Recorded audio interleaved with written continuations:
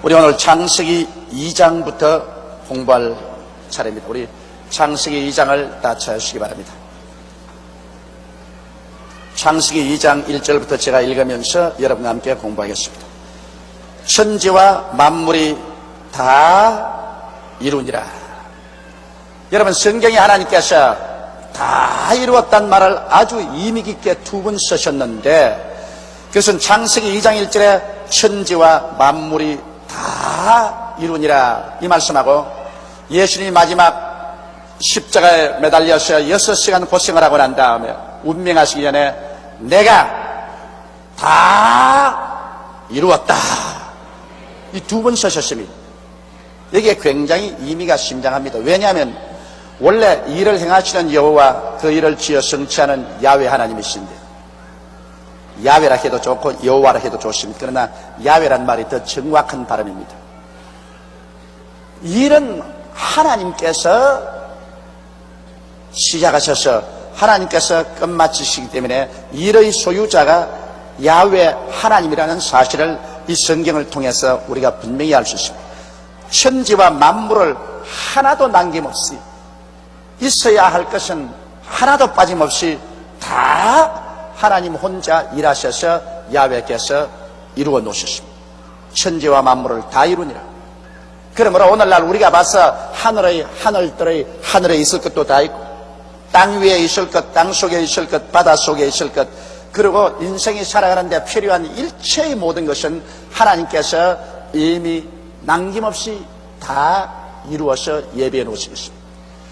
그리고 사람이 죄를 지어서 하나님을 반역하고 하나님께 저주를 받아 쫓겨났었을 때, 하나님은 이 인류의 죄의 문제도 해결하기 위해서 2000년 전에 그 아들 예수님을 이 세상에 보내주신 것입니다. 그 예수님께서 혼자 일하셨습니다. 아무의 도움도 바라지 혼자 주님께서 십자가에 올라가셔서 그 몸을 찢고 그 피를 흘리시고 그 고생을 다 하셔서 주님이 내가 다 이루었다 하셨을 때, 예수님 십자가에서 우리 죄를 다 청산했으며 우리 불의를 다 청산하고 우리 질병을 다 청산하고 우리의 저주를 청산하고 우리의 죽음을 다 청산해버리고 말한 것입니다. 그럼 예수님께서 혼자서 십자가에서 다 청산했지, 그 예수님이 이루신 일을 사람이 추구라도 도와줄 수도 없고, 예수님이 다 이루어놓은 것을 조금이라도 모자란 것이 있어서 우리가 도와주거나 넘치는 것이 있어서 우리가 취할 것이 없습니다. 예수님이 다 이루은 것은 완전히 다 이루은 것입니다. 그러므로 예수님께서는 창세기에 아버지의 뜻을 쫓아 천지와 만물을 다 이루시고, 또 육신으로 오셔서 예수님은 인간의 죄를 사하시기 위해서 십자가에 올라가셔 대속의 모든 일을 주님께서 다 이루신 것입니다. 그러므로 실제로 보면 이제는 우리는 다 이루어진 세계 속에 살고 있습니다. 하나님이 천지와 만물도 하나님이 이루시고, 그리고 인간의 죄를 대속하는 것도 하나님이 다 이루어 놓으셨습니다. 그러므로 하나님을 아는 백성은 이제 하나님을 아버지로 섬기고 하나님을 믿고 하나님을 따라가면 하나님이 다 이루신 것을 우리에게 누리게 해 주시는 것입니다. 하나님은 아무 이유와 목적 없이 천지와 만물을 짓지 않습니다. 하나님께서 천지와 만물을 다 지은 것 하나님의 백성들을 누리고 살라고 다 이루신 것입니다. 예수님이 십자가에 못 박여서 다 이루어 놓으신 것 목적 없이 다 이룬 거 아닙니다. 예수를 믿는 사람 값없이 죄를 용서 안 받고 구원받아 천국 가라고 다 이루어 놓은 것입니다. 그러므로 하나님은 우리 아버지로서, 하나님 우리 아버지께서 우리 위해서 다 이루어 놓았기 때문에 우리가 하나님을 아버지로 진실로 섬기고 하나님을 믿고 따라가면 하나님께서 성령으로 우리를 인도하여 주셔서 그 예비한 모든 것을 다 누리게 해주시는 것입니다. 고린도전서 2장 9절 이하에 보면 하나님께서 자기를 사랑하는 자를 위해서 예비해 놓은 모든 것을 눈으로 보지 못하고 귀로 듣지 못하고 마음으로도 깨닫지 못하였다 함과 같으니라. 그러나 하나님의 성령께서 이 모든 것을 우리에게 보이셨으니 하나님의 성령은 하나님의 깊은 것이라도 통달하시나니라고 말씀하고 있는 것입니다. 그렇기 때문에 우리가 하나님을 아버지로 섬기고 믿고 순종하고 따라가면 하나님의 성령께서 하나님이 다 이루어진 길로 이끌어 주십니다. 여러분, 한 사람 한 사람 이 세상에 태어날 때 하나님께서 원하지 않고 태어나게 한 사람 없고, 또 예수 믿고 들어온 사람은 더구나 하나님의 뜻을 쫓아 여러분 태어난 사람입니다. 예수 믿고 여러분 들어온 사람 중에 하나님이 원치 않은데 구원받은 사람 아무도 없어요. 하나님께서 말씀으로 여러분과 나를 낳으신 것입니다. 그러므로 우리 모든 사람을 위해서 주님은 하나도 남김없이 모든 것을 다 예비해 놓았습니다. 영적인 구원과 천국과 세계도 다 예비해 놓고, 이 세상의 물질도 천하 만물을 주님이 다 예비해 놓은 것입니다. 그렇기 때문에 성경에 하나님께서 담대하게 말씀하시기를 그 나라와 그 의를 먼저 구하라, 그리하면 이 모든 것을 너에게 더하시라고 말씀하신 것입니다. 우리가 하나님 아버지의 나라와 아버지의 의를 먼저 우리 삶 가운데 간절히 구하고 나가면 그 다음 모든 문제는 하나님께서 성령으로 예비한 곳으로 우리를 이끌어 주시겠다는 것입니다. 오직 문제가 우리 고집을 부리는 것입니다. 아까 그 자매님처럼 우리 교회는 예배 드릴 수 있도록 다 예배당을 예배해 놓고 온도도 조절하고 전기불도 켜놓고 목사도 와 있는데 자기가 잘났다고 자꾸 일어나가지고 손 들고 일어나가지고서 안전하게도 안 앉고 반항하고 하니까 할 수 없이 쫓겨나가지 않습니까?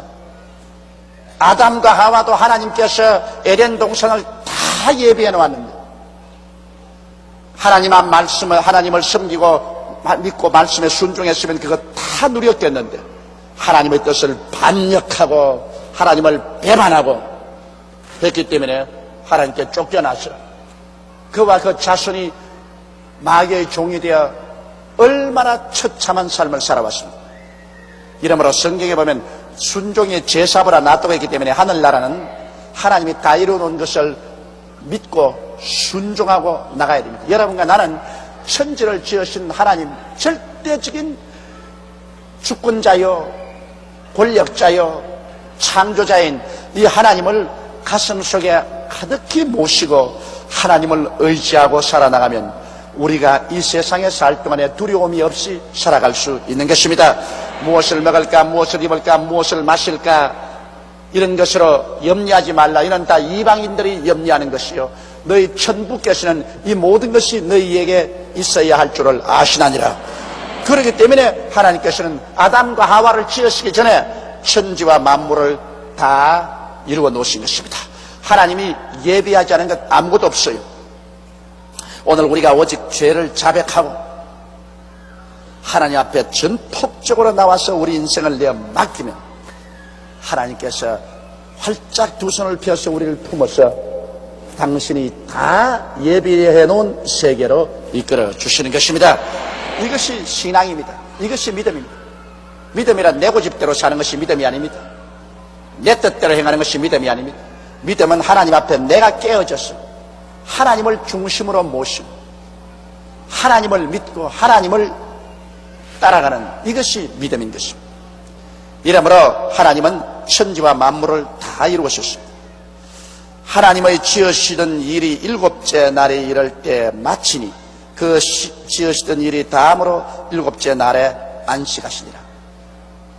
여기에 이제 하나님이 일곱째 날에 천지와 만물을 다 지으셨다고 하는데, 요사이 우리가 말하는 아침 해가 뜨고 아침 해가 지니 하루가 된다는 이것보다도 하나님이 천지를 창조하실 때는 한 기간을 하루로 주님께서 말씀을 하셨다고 학자들이 말하고 있습니다.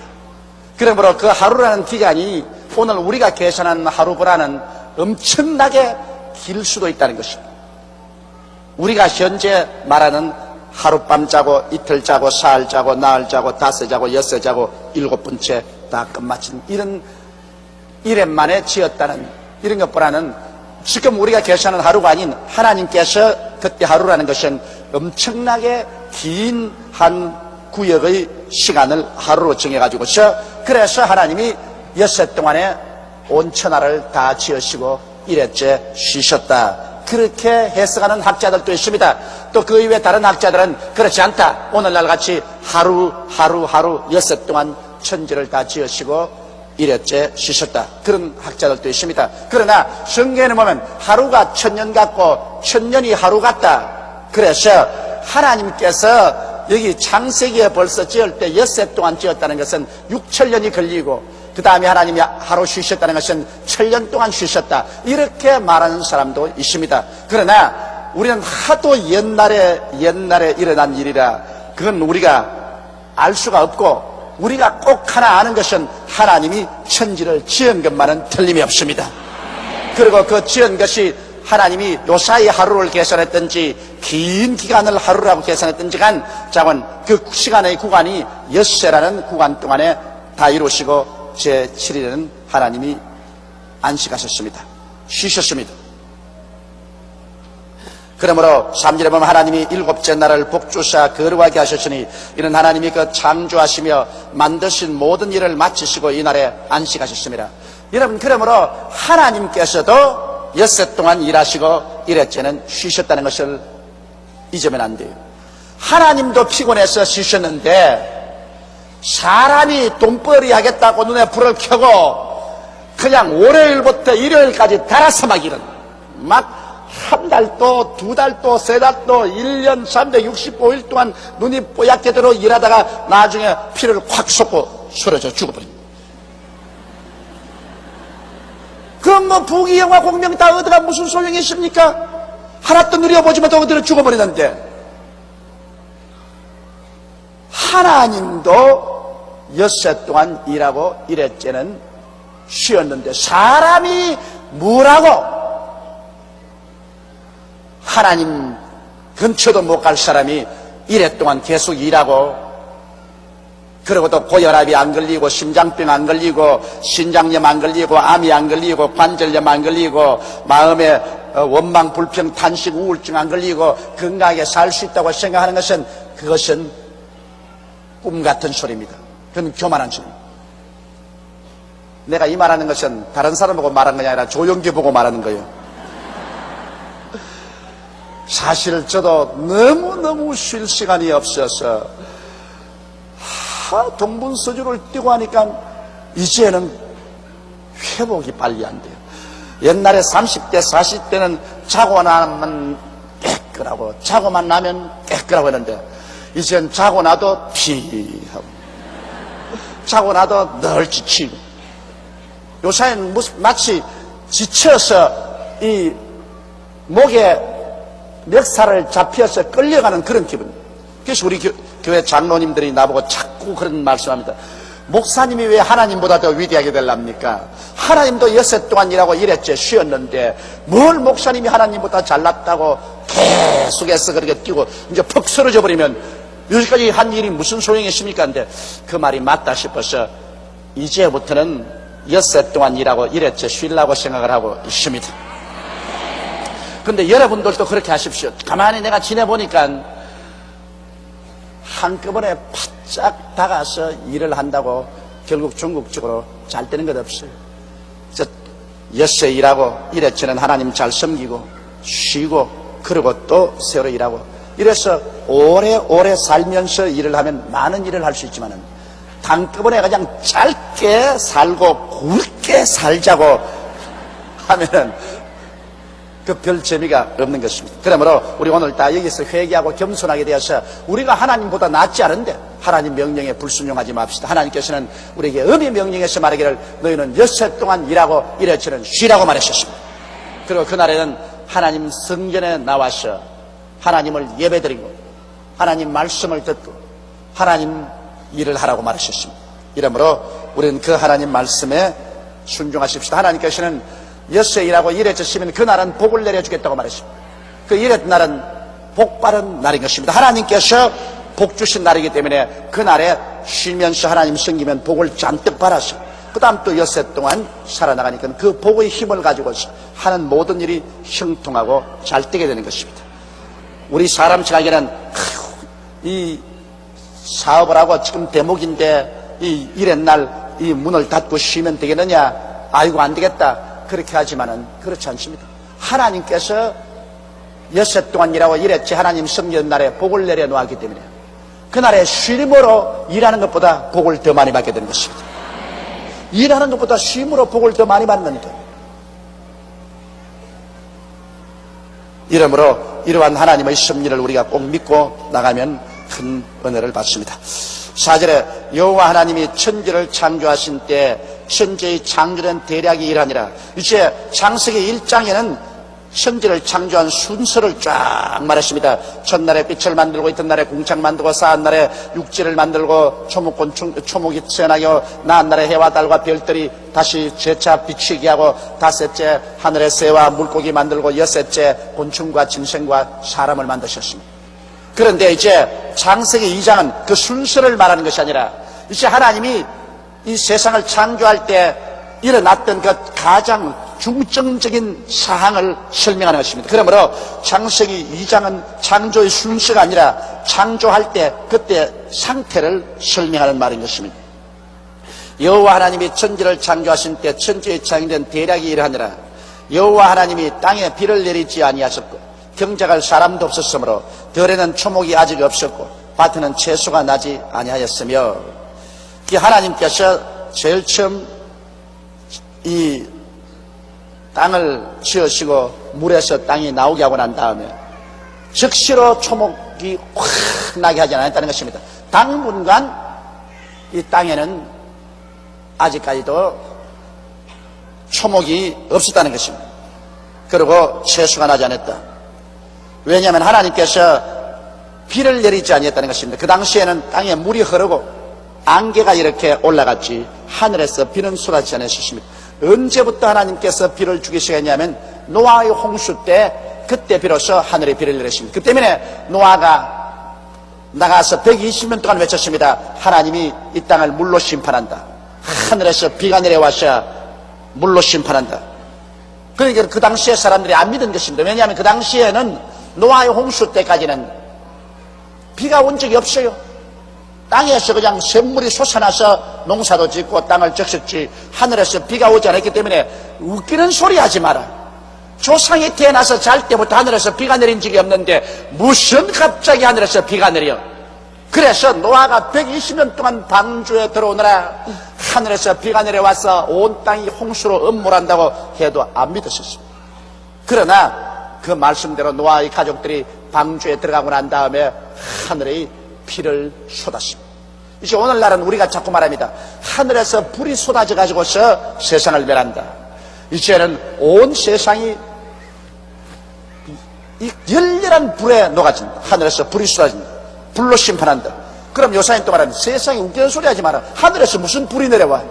하늘에서 비나 내려왔지 무슨 불이 내려와? 안 믿습니다. 그러나 이제 지금 예수 믿는 모든 사람들이 들려 올라가고 난 다음에 하나님이 심판할 때 하늘에서 불이 내려와서 이 땅을 심판하게 되는 것입니다. 그러므로 하나님이 처음 땅을 만드시고 난 다음에는 땅에 비가 내리지 아니하고 그리고 경작한 사람도 없으므로 들에는 아직 초목이 없고 밭에는 채소가 나지 아니했었습니다. 6절에 보면 안개만 땅에서 올라와 온 지면을 적셨더라. 안개가 얼마나 가득히 올라왔던지 그것으로 지면을 다 적셔서 물이 축축하게 만들었었습니다. 이렇게 했다가 그 다음에 하나님께서 사람을 짓기 전에 초목이 나게 하고 채소가 나게 할 것입니다. 제일 처음 땅을 짓자마자 당장 나무가 나고 풀이 나고 채소가 나지 않았습니다. 당분간 땅은 그대로 있다가 그 다음에 이러한 것들이 나게 되었다는 것을 여기에 설명하고 있는 것입니다. 그 다음 여호와 하나님이 흙으로 사람을 지으시고 생기를 그 코에 불어 넣으시니 사람이 생명이 된지라. 그러므로 사람은 여러분 이 흙과 영으로 되어 있습니다. 여러분과 내가 지음을 받은 것은 제일 처음에 하나님께서 이 흙으로 지었습니다. 그렇기 때문에 요사이 사람이 죽으면 무덤에 파묻어 버리면 이 몸 전체가 하나도 남김없이 그대로 흙으로 돌아갑니다.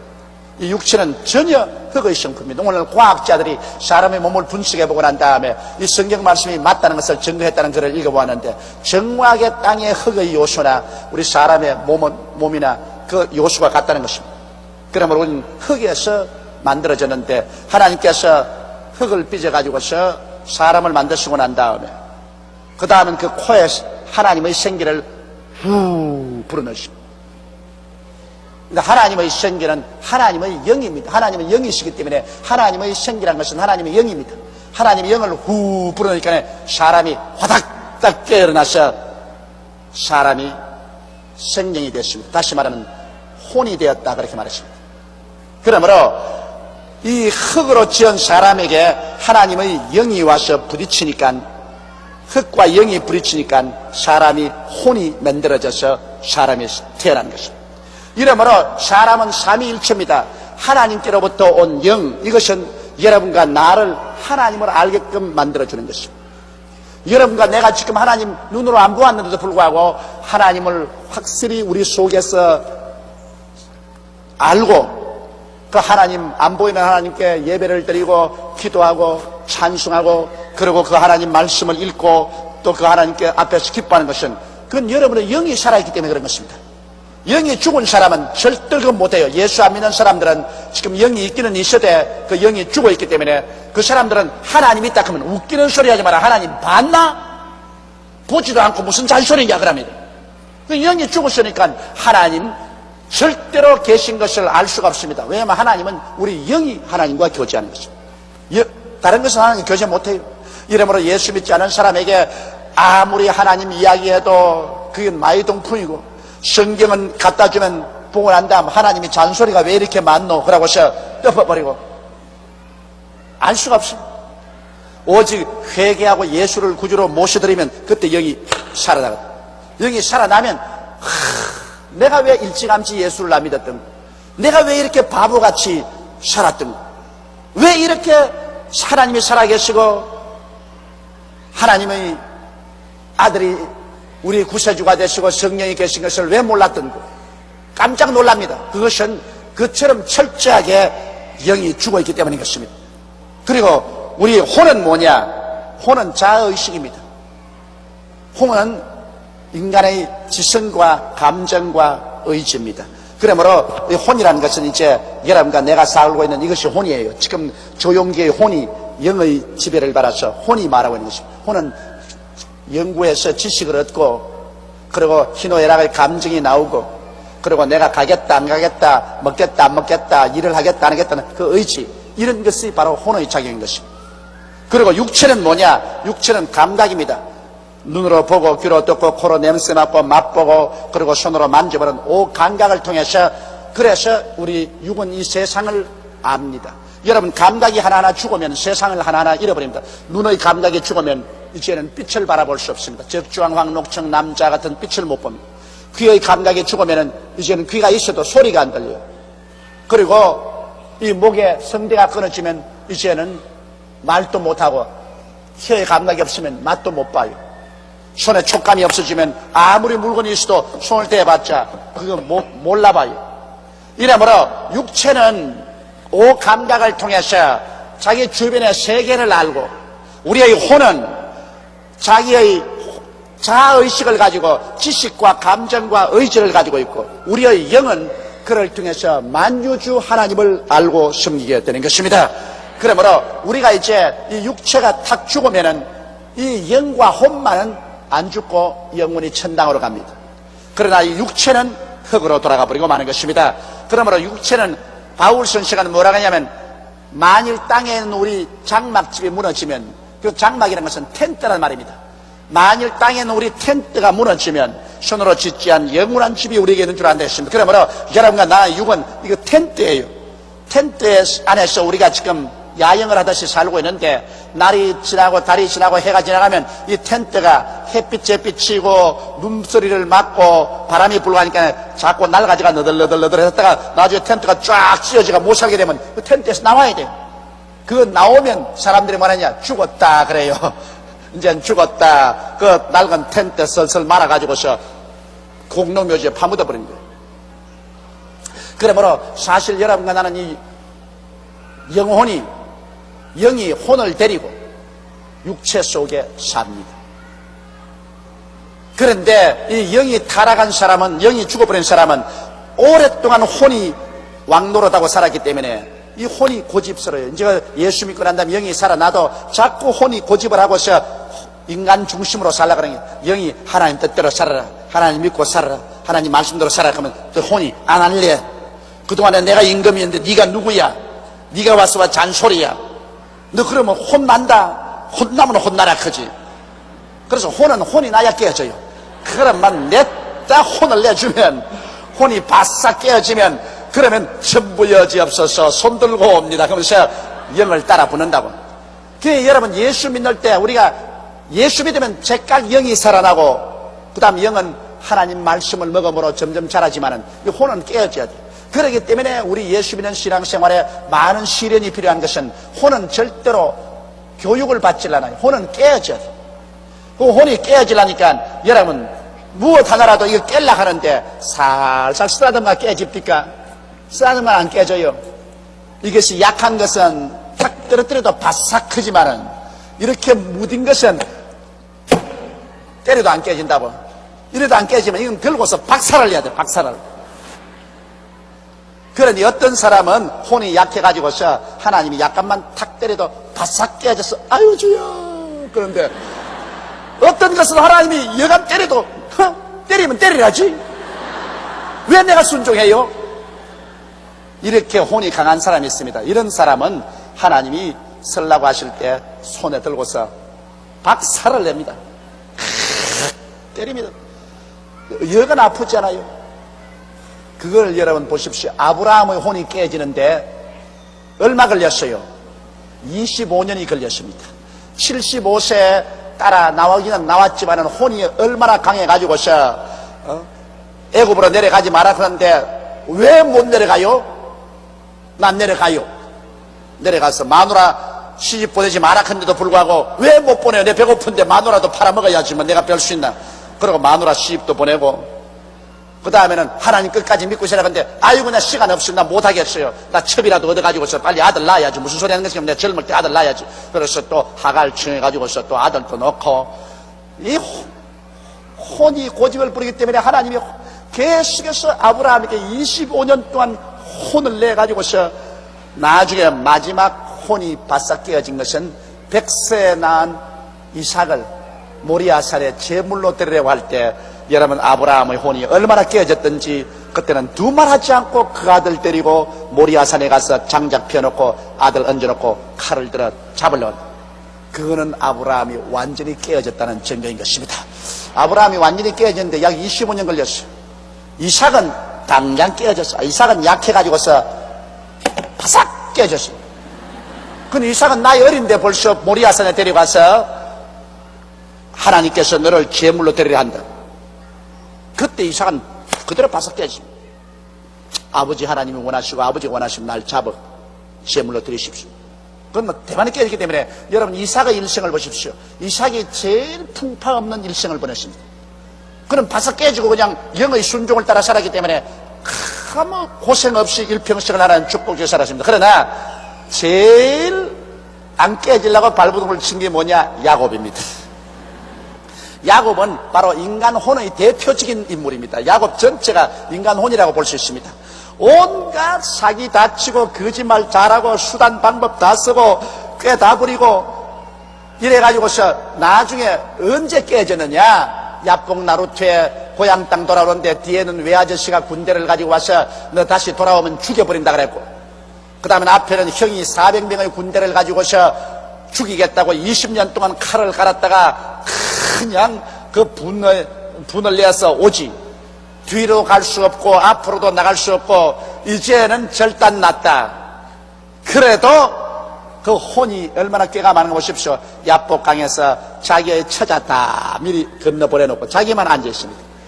형이 와서 과연 날 죽이려면 처자를 때려치면 나는 36개를 놓는다. 이 두 다리가 아직 튼튼하니까. 그 혼은 얼마나 이기주의입니까? 자기 자식들 다 죽이더라도 자기는 살겠다는 것입니다. 그런데 밤에 천사가 와서 시름을 냈다 하니까 천사에 앉으려고 새벽같이 시름을 하다가 나중에 천사가 손을 들어 환두뼈를 치니까 다리가 어그려서 쫄른바리가 됐다. 이제는 박살 안 날 수가 있어요. 쫄른바리가 어떻게 달아납니까? 이제는 형이 오면 달아날 도리가 없어요. 그러니까 야곱이 바싹 깨지니까 이제는 나를 축복해 주시옵소서. 나를 축복해 주지 않으면 당신을 보내지 않겠나이다. 내 이름이 뭐냐? 야곱입니다. 야곱이라는 것은 사기꾼이란 말입니다. 남의 것 빼앗는 사람, 사기꾼이라는 거예요. 너 이름 바꿔와라. 이제 너는 야곱이 아니라 이스라엘이다. 하나님과 씨름해서 이긴 사람이다. 우리가 깨어지면 우리는 이긴 자가 되고 마는 것입니다. 우리가 깨어지면 하나님이 우리 기도를 들어주시니까 우리가 이긴 자가 되죠. 그래서 야곱은 20여 년 만에 깨어져 가지고서 형에게 나올 때 형이 400인의 군대를 거느리고 오는데 이라고 나왔어요. 그러니까 형이 동생을 단칼에 벨라고 보니까 이거는 한 주먹도 안 돼요. 뭐 칼 들 필요도 없이 일하고 오는 걸 죽여서 뭐합니까? 이러고 오는 걸. 여러분, 그 형이 20년 전에 팥죽 한 것으로 내 장자의 명분을 빼앗고 아버지 눈 어두운 기회로 장자의 명분 축복을 따와가지 이제 고작해야 돌아오는 게 이렇게 찔름벌레가 되어 오느냐? 이거 죽이면 망했노, 이 벌레 같은 거. 그만 형이 와서 목을 얽싸고, 아, 이 자식아. 그래, 날 배바라고 나가 이 꼬라지가 돼 들어오냐, 이 자식아. 죽이려고 하니까 넌 불쌍해서 못 죽이겠다. 그리고 엉엉 울고 오히려 동생을 보호해서 받아들이겠다. 그러므로 여러분, 깨어진다는 것이 얼마나 중요합니까? 하나님께서 모세를 깨는데 40년이 걸렸습니다. 얼마나 고집이 셌던지. 그 영은 살아있지. 그 하나님을 아니까. 그러나 혼이 얼마나 강해서 자기 뜻대로 하기 때문에 미디안 광야에 보내가 40년 동안을 광야에서 당하세 같이 내가 버려놓았어요. 그래서 그가 박살이 나 깨어지니 하나님 서셨죠. 요셉을 깨는데 하나님께서 무려 13년의 세월이 걸렸습니다. 이러므로 하나님께서는 여러분, 우리의 혼이 깨어져야 영이 혼을 지배하고 살 수가 있는데, 이 혼이 안 깨어져가지고서 자꾸 자기 마음대로 날뛰면 하나님께서 어찌할 수 없이 매를 때릴 수밖에 없어요. 예수 믿는 사람이 자고 그러는데 왜 나를 때립니까? 왜 나에게 시련이 다가옵니까? 왜 환난이 다가옵니까? 그것은 하나님께서 이놈아 깨어져라, 그 말인 것입니다. 깨어져라. 네 혼이 깨어져야 네 영과 영행에 순종해서 살지. 혼이 안 깨어져 있으면 네 고집대로 자꾸 하는데 어떻게 내가 너를 쓸 수 있냐? 이래서 하나님께서는 여러분에게 복을 주려고 하실 때 반드시 먼저 와서 혼을 깨뜨린다는 것을 아시기 바랍니다. 하나님이 적게 맡길 때는 적게 깨뜨리고 하나님께서 많이 축복하려고 할 때는 많이 깨뜨립니다. 그리고 많이 깨어지면 깨어질수록 그 사람 더 깊은 믿음과 순종에 들어갈 수 있고 더 깊은 신령한 사람이 될 수가 있는 것입니다. 이렇기 때문에 갑자기 그냥 예수 믿어서 산에 가서 기도하다가 성령 받았다고 막 신령하다고 뛰는 것, 그것은 하나님의 성령의 은사가 와서 잠시 동안 뛰는 것이지 실제로 그 사람의 신앙이 깊어져서 그런 건 아닙니다. 신앙이 깊어지는 것은 세월이 오래 걸리면서 얼마나 많이 깨어졌는가, 이게 얼마나 더 신령한가가 증명되는 것입니다. 일시적으로 은사 받아서 뛰고 꿀리는 것, 그것 여러분 웃기는 일입니다. 일시적으로 뛰고 꿀린 건 하나님께서 필요하니까 일시적으로 은사 줘서 쓰는 것이지 실제로 신앙이 깊은 것은 아닙니다. 신앙이 깊은 것은 세월이 오래 지나가면서 많이 깨어져 가지고서, 그래서 하나님 앞에 혼이 말랑말랑하게 되어 가지고서 그 발 앞에 엎드려 하나님의 성령이 우리 영으로 더불어서 식는 것 조금도 거부하지 않고 따라가는 이러한 사람이 될 때 이 사람 진짜로 신령한 사람이 되는 것입니다. 깨어지는 것, 이것보다 중요한 건 없습니다. 아담과 하와 이후로 인간에게 가장 큰 죄가 영이 죽자 말자 혼이 자기 뜻대로 사는 것입니다. 인본주의가 바로 혼입니다. 요사이 소위 말하는 인본주의, 인간 중심으로 사는 인본주의. 그런데 우리가 돌아와서는 인본주의가 깨어지고 신본주의로 돌아와야 되는 것입니다. 깨어져야 돼요. 그리고 육체는 죽여버려야 돼요. 육체는 이것은 다스리지 못해요. 육체의 정욕이라는 것은 이것은 이 수양과 도덕으로 안 돼요. 육체의 정욕은 죽여버려야 돼요. 그건 무조건 하고 죽여버려야 돼요. 그래서 혼이 깨어지고 육체의 정욕을 죽이고, 이렇게 하면 하나님께서 인간을 만드신 원래의 모습으로 돌아갑니다. 원래 하나님께서는 인간을 흙으로 지으시고 먼저 영을 불어넣거든요. 그래서 영이 하나님의 모습, 형상과 모형으로 우리 참 사람인 영이, 그 다음 자아의식인 혼을 가지고서 일어나서 육체 속에 살게 돼요. 그러므로 우리는 언제나 영으로 살아야지 혼으로 살면 안 됩니다. 또 육으로 살아도 안 돼요. 한 사람 속에 언제나 세 가지 음성이 들려옵니다. 영의 음성이 들려와요. 영의 음성이. 예를 들어 말하면 여기에 돈이 있다, 수입이 들어왔다, 영의 음성이 들려와요. 11조를 떼서 하나님께 드려라. 그 다음 혼의 음성이 들려와요. 왜? 내 건데 왜 줘? 왜? 이게 어떤 돈이라고? 안 돼. 6원 뭐라고 말합니까? 6원 다른 의미가 없어요. 아따 돈 생겼어. 먹자. 먹고 마시자. 언제나 세 가지 음성이 들려옵니다. 영에서 들려오는 음성과 혼에서 들려오는 음성과 그 다음 육의 음성이 들려오는 것입니다. 거기에서 우리가 선택을 해야 돼요. 우리가 신령할수록 영의 음성을 또 선택합니다.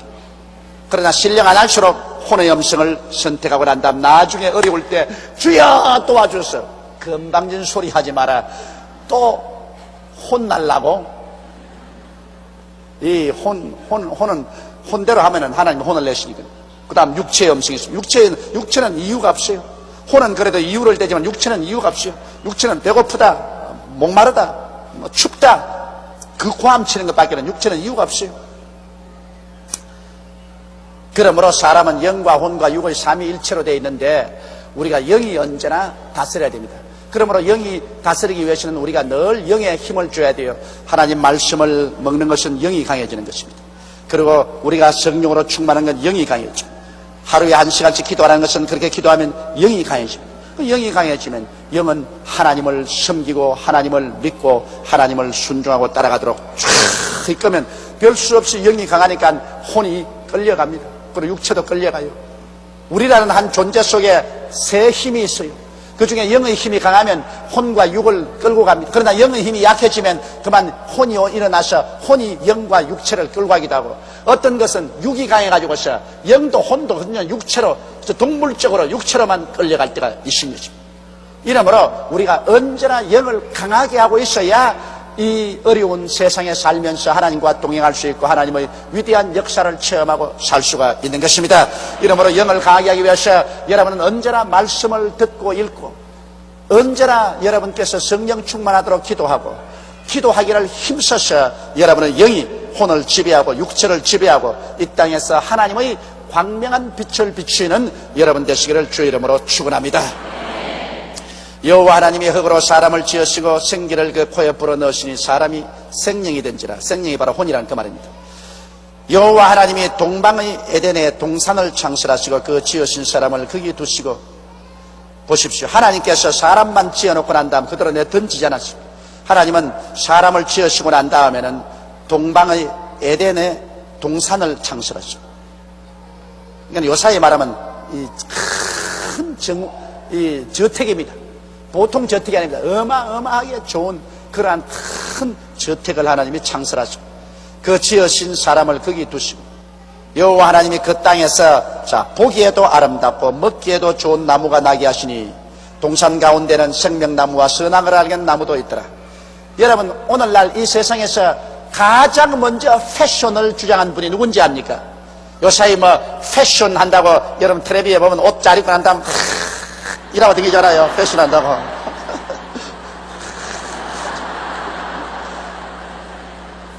그 패션이 반드시 나쁜 게 아니라, 나는 옛날에 그 패션을 굉장히 나쁘게 욕을 했습니다.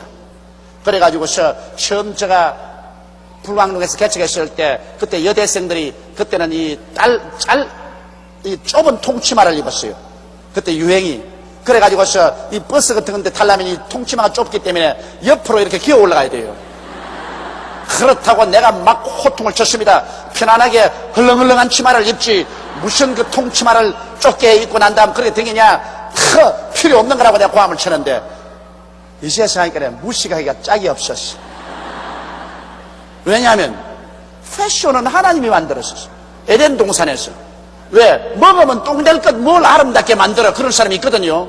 그런데 여기에 먹기에 좋고 보기에도 좋은, 그 땅에 보기에 아름답고 먹기에 좋은 나무가 나게 됐습니다. 그러면 보기에 좋은 건 패션 아니에요. 그냥 천을 가지고 옷을 만들거들랑 아주 보기에 좋게 만들어. 보기에 좋게. 집을 짓더라도 아주 패션 스타일로 보기에 좋게. 옷을 입더라도 보기에 좋게. 그리고 무슨 이 꽃 꽂는 것도 보기에 좋게. 그리고 집에 들어가서 벽에다가 사진도 붙이고 탁 데코레이션 시청하는 거 보기에 좋게. 이 패션은 바로 아름다움이라는 것은 하나님이 만든 겁니다, 여러분. 아름다움을 무시하면 안 됩니다. 무엇인지 까짓건 마음대로 하면 되지, 아름다움이다 무슨 필요 없는, 그거는 아닙니다. 하나님은 굉장히 예민하십니다. 하나님은 기왕 만들 바에는 같은 재료 같으면 보기에 좋게 만들어요. 그 다음에는, 먹기에도 좋다. 음식도 여러분 그렇지 않습니까? 까짓건 손으로 막 버물려가 막 입에 넣으면 화장실에다 갈 것인데 무슨, 아무렇게나 만들지 뭐. 그러나 하나님은 그렇잖아요. 하나님은 먹기에 좋은, 아주 볼 때 먹기에도 눈으로도 먹고 냄새로도 먹고 그리고 맛으로도 먹고 맛이 있어야 돼요. 먹기에도 좋으니까. 맛없는 것 왜 먹어요? 그래서 내가 우리 애들 보고 꼭 내가 늘 말한다. 너희들 장가 갈 때 물론 인물도 보지만은 그러나 인물보다 더 중요한 것은 음식 솜씨 봐라. 그건 왜냐? 남자의 애정은 위장에서 나온다. 인물은 하루 이틀 보다가 한 6달, 한 1년쯤 지나가면 잘나도 덤덤, 못나도 덤덤인데 음식은 잘못하면 박살난다. 음식은 잘못하면 그건 매일 하루 30세끼 먹어야 되는데 그만 아무 맛도 없이 만들어가지고서 언제나 쳐놓고 배고프면 먹어라. 먹기 싫으면 그만 둬라 하면 애정이고 뭐고 다 날아가 버린다. 그러나 오래 사는 데는 부인이 아주 솜씨가 좋아가지고서 음식을 척척 아침, 점심, 저녁으로 입에 감칠맛이 나도록 만들어 놓으면 막 뱃속에서 애정이 넘쳐난대. 애정이. 그래서 내 애들 보고 이거는 아버지 경험이다. 그러니까 절대로 인물만 좋은 부인을 하지 말고 데이트를 해보면서 음식지가 먹지 말고 그 집에 가라. 이제 가가 직접 음식을 만들어 달라 그래라. 나는 원래부터 사서 먹는 음식이 좋지 않고 우리 집에서 늘 만들어 먹었기 때문에 나는 당신이 좀 음식을 직접 만들어 줘야 데이트도 올바르게 되겠다. 그래서 자꾸 음식 만들어 달라 그래. 그 먹어보고 맛이 없거들랑 아야 돌아서라. 끝장났. 그러나 맛이 있거들랑 붙잡아라. 여러분 그거 내 정말입니다. 나도 남자니까요. 남편이 집에 일찌감치 돌아오게 하려거든 음식을 잘하십시오. 아주 음식을 맛있게 솜씨가 좋으면요 남편 바깥에 가서 음식 안 먹습니다. 어찌하든 그 음식 생각이 나기 때문에 온갖 변명을 다 하고도 집에 들어와요. 그러나 집에서 음식이 맛이 없으면 온갖 변명을 다 하고도 바깥에서 먹어요. 그 음식을 잘 만드는 거 참 좋습니다. 나도 옛날에 신방 한참 다닐 때 보니까 우리 어느 성도들 집에 가면 그렇게 김치와 된장이 맛있을 수가 없어. 그거 한 번 먹고 나면 일주일 내내 그 집 생각만 나요. 그 집 생각. 기도할 때도 그 집 김치하고 된장이 자꾸 생각나요. 그 자꾸 축복을 해요. 근데 어떤 집에 가면 아이고 맛이 없는데 죽겠어. 모처럼 목사님 왔다면서 막 김치하고 된장하고 내는데 김치도 도저히 못 먹겠고 된장도 못 먹겠고 그러나 맛이 없다면 실례되겠고 죽을 고생하라고 먹고 난 다음에 그 다음에는 꿈에 또락할까 겁이 나가지고 그냥 돌았습니다.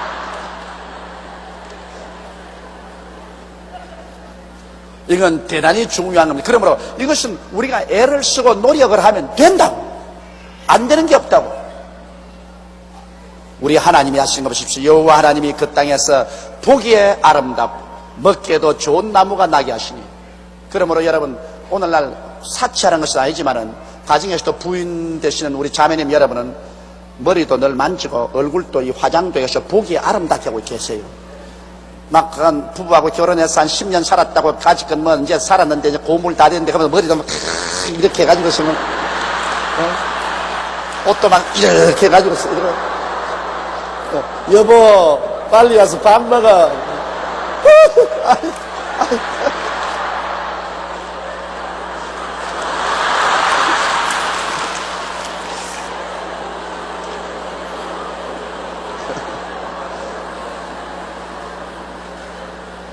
보기 아름답게 해요. 자기가 낭비할 필요는 없지만 할 수 있는 자기 스타일에 맞는 화장법도 개발을 해가지고서 화장도 뭐 다 똑같진 않아요. 자기 얼굴의 색깔과 몸에 맞는 스타일을 개발해가지고서 사람이 볼 때 딱 볼 때 야 참 산뜻하다. 옷도 자기가 아주 좀 아무리 옷을 갖다 산떠라기. 부인만 그러면 남편도 그래야 돼요. 남자라고 했으면 언제나 뭐 그냥 다 떨어진 거지 같은 건 걸치고 댕기라는 법은 없으니까. 예? 남편도 부인하고 자식들 다 있는데 딱 언제나 이 몸가짐을 단정하게 하고 하면 그것이 얼마나 큰 교훈이 됩니까? 이게 하나님께서 좋아하는 것입니다. 여러분, 우리 무조건 하나님은 이 여러분의 생활과 환경에 무조건하고 무관심하다고 생각하면 안 돼요. 하나님은 그 땅에서 보기에 아름답고 먹기에도 좋은 나무가 나게 하시니, 그래서 나는 이 말씀을 깨닫고 난 다음에 하하, 패션은 하나님이 처음 시작하셨구나. 그러면 이제는 옷 패션, 구두 패션, 양말 패션, 이런 패션들을 하도록 해야 되겠구나. 그걸 제가 느꼈습니다. 느끼고 그 다음부터 제가 패션에 맞는 옷을 입어도 마음에 양심이 갇히게 안 돼요. 패션에 맞는 옷을 입고 하나님 한번 보세요. 우리 하나님은 참 멋있는 하나님이십니다. 그런데 하나님께서 동산 가운데는 생명나무와 선악을 알게 하는 나무도 있더라. 이 생명나무라는 것은 우리 주 예수 그리스도를 상징하는 나무입니다. 이 생명나무를 먹으면은 하나님의 생명을 받게 되어서 영원히 영도 육도 죽지 않고 살게 되는 이런 생명나무가 있고, 또 선악을 알게 하는 나무, 이 선악을 알게 하는 나무는 이 좋다 나쁘다는 것을 판단하는 것인데요. 여러분, 사람이 좋다 나쁘다는 것을 판단하면 안 돼요. 실제는 하나님 한 분만이 좋고 나쁘다는 것을 판단하고, 우리는 그저 하나님 믿고만 살았으면 참 좋은데, 이 사람이 선악을 판단하면 그때부터 분쟁이 생깁니다. 왜 그러냐? 요거 하나 딱 가지고도요, 하나님만 선악을 딱 판단하면 우리가 따라가면 되는데, 사람이 이제 선악을 판단하는 지식을 얻고 나면 조용히 보기에는 이 안 좋거든. 그런데 여러분 보기에는 좋거든. 그러면 가지고서 나는 좋다, 너는 안 좋다. 그러니까 싸움이 생겨요. 선악을 판단하는 것 때문에 싸움이 생깁니다. 이제 앞으로 대통령 선거가 오면 가정마다 토론이 굉장히 많이 일어날 것입니다. 가장은 나는 이 사람을 대통령으로 좋다, 부인은 나는 그 사람 싫다. 한 사람을 두고 선악을 판단합니다. 한 사람은 좋다, 다른 사람은 나쁘다. 그래가지고서 너는 이 사람 찍자, 너는 저 사람 찍자.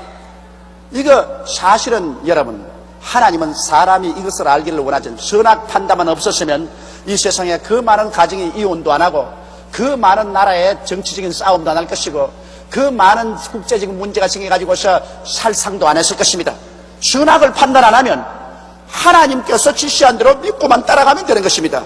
그런데 이놈의 사람들이 선악과를 까먹고 선악을 판단하게 돼가지고서 모조리 다 선악 기준이 다르다고요.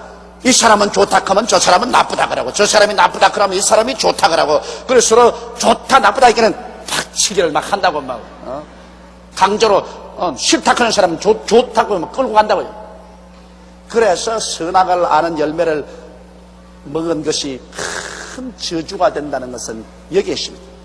선악을 모르면 분쟁이 없어집니다. 선악이 있기 때문에 분쟁이, 그래서 어린 애기 벌써 겨우 벌벌 기어난 벌써 어린 애기부터 여러분 순진하다고 생각합니까? 천만에 벌벌 기면서 벌써 어린 애기도 선악을 분발합니다. 자기에게 좋은 것 달라고 꽉 말도 못하면서 안 주면 울고 막 발구듬을 치고 막, 그 벌써 선악입니다. 어른이 보기에는 안 좋은데, 그러나 아는 자기는 좋다고 말이야. 자꾸 막 그 뜨거운 화루에 기어 올라가겠다 그러고 불도 내리 죽이겠다 그러고, 어린애기 보기에는 자기는 선하다고 보는데 부모 보기에는 나쁘거든. 부모가 못하게 하니까 꽝 치고 막 몸부림을 치고 울고 야단입니다. 이 선악을 안다는 것은 참 무지무지한 저주입니다.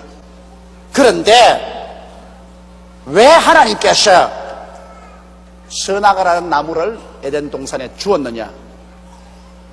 이것은 사람에게 이제는 하나님이 이 선택의 자유를 준 것은, 너도 하나님처럼 되려고 하겠느냐, 너는 언제나 하나님을 아버지로 모시고 사람으로서 믿고 순종하게 살겠느냐, 그 갈림길을 결정시키는 것입니다.